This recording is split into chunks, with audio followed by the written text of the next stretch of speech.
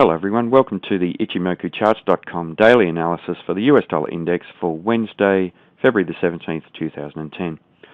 Well, quite a bit of volatility in this market, and we can see from the size of the bodies of the candle that they've become quite large over the last 2 days, certainly compared to most of the trading that we've seen for at least the last month or so. We haven't seen as large a body on any candles previously, so that's quite significant for this market. Generally, at market tops, you tend to see an increase in volatility. So there is potential for this to be a high in this market. Having said that, though, we don't want to preempt that.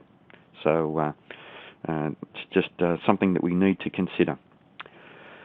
Now, we previously identified the zone of resistance at 80.4, and today the market has found resistance at that level.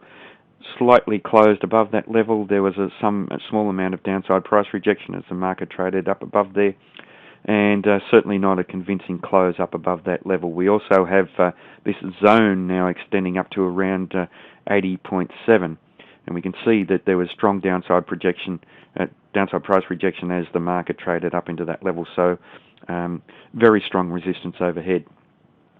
The market did trade down to the support area at 79.50 as well and found support down there, previous resistance area.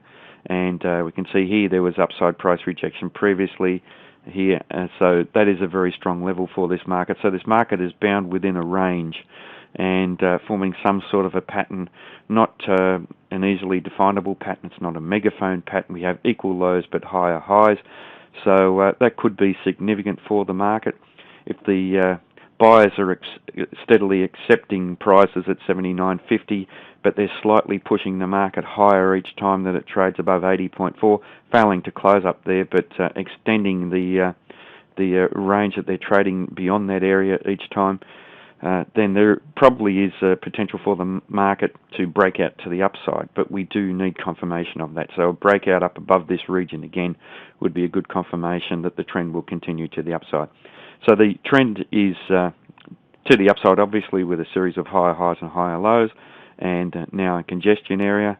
So we don't have evidence of this trend in the second time frame changing at all.